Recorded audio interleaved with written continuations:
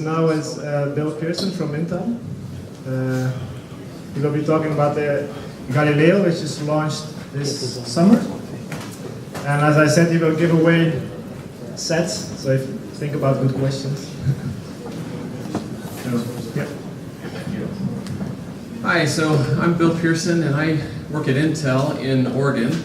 And I was thinking about this program. It was a cold day in Seattle. We were gathered there kind of asking the question, so what is it that we have that could help developers build solutions for Internet of Things? And out of that discussion, we realized that there were a lot of assets that we had put together, or that we could put together, and offer them to developers pretty easily. So we got to work on it, and what we're going to be announcing this week is a developer program for the Internet of Things, and the first piece of this program is based around Galileo.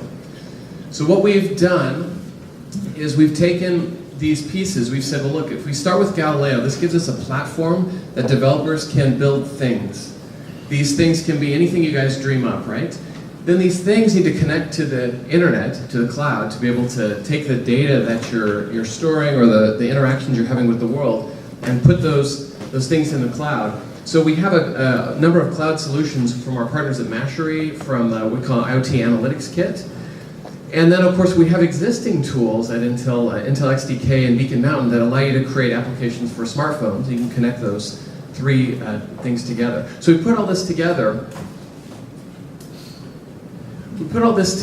And what we have is sort of a program that has three pillars. The first is a robust set of hardware and software tools.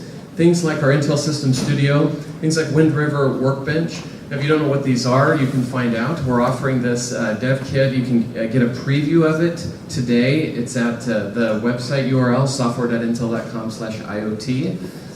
There's also a hackathon that's happening tomorrow where everyone who participates will get a chance to try out the entire dev kit and build a creation with that. I've got passes over here on the table. There's 50 of them, so you guys can come and grab those. The hackathon's at the WIP Gym, the old Fira. And it's Monday and Tuesday of this week. But that's just the beginning. What we're also doing is we're running about 20 different hackathon roadshows starting this summer, where we'll go out to cities worldwide, bring developers the Galileo kit with sensors and Wi-Fi and all kinds of things to play with, and then the software stack to build applications with. And so the idea is we would just like to help enable developers with ideas, to take those ideas, play around with some great hardware, some great software, and turn those ideas into real products. All right, I think that's it. Any questions?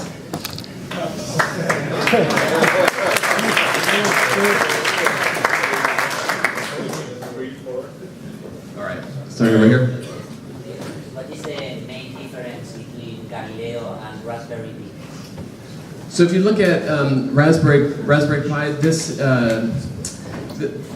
me talk about Galileo first. How about I'll switch this? So Galileo is a small board based on a Quark SoC. So it's a really low power processor, also really low performance.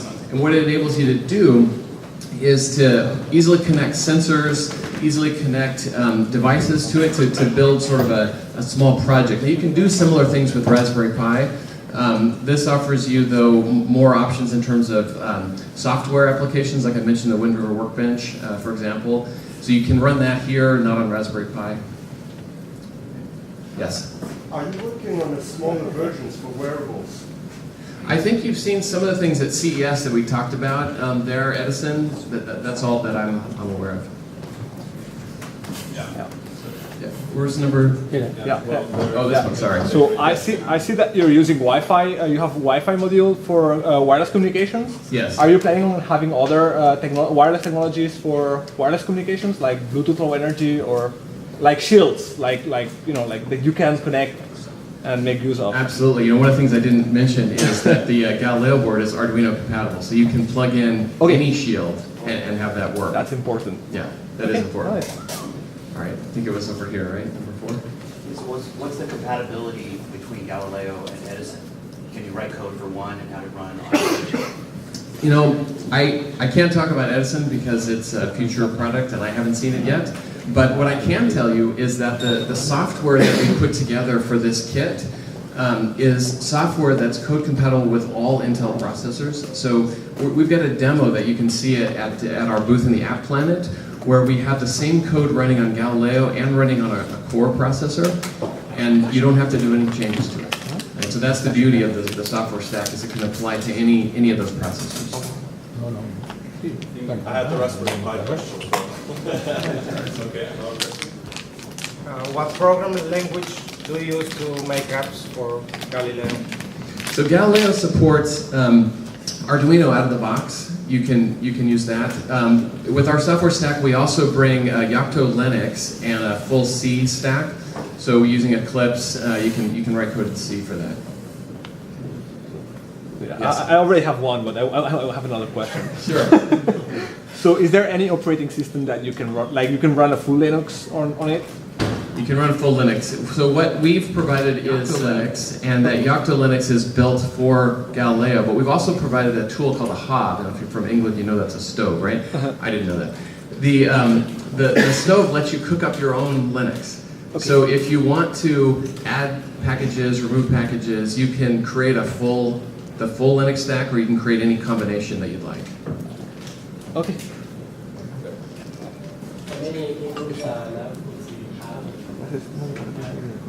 At the same time, I have no idea.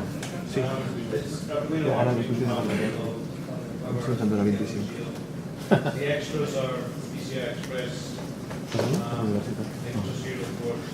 So the more. Yes. I'm curious about the software assembly. So in what sense are you including business strategists or designers in these hackathons to try to find solutions that actually have a commercial or fitting more about the better? Yeah, that's a great question. So what we're looking at with these hackathons is looking at work, at play, and also a concept we call Code for Good. And the idea with Code for Good is how can we make the world better, right? So there's a category specifically for that.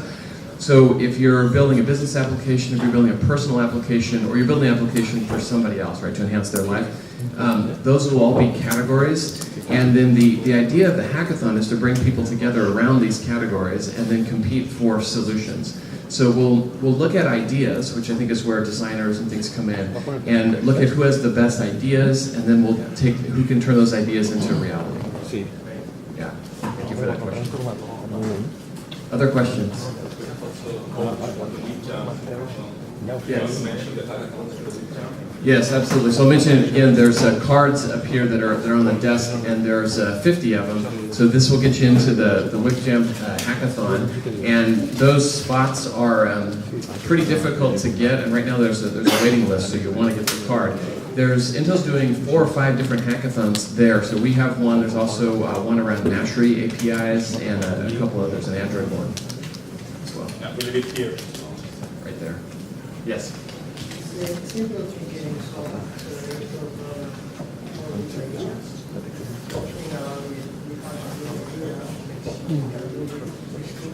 Yes.